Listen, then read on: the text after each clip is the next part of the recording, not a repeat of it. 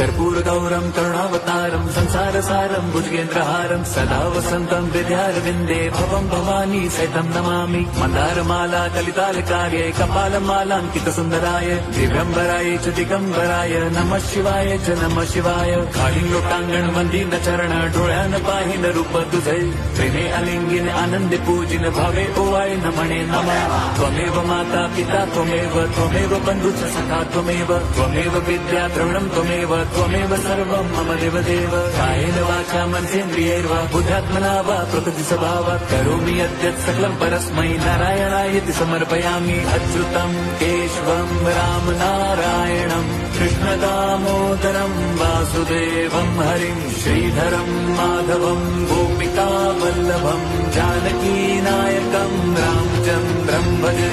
Hare Ram Ram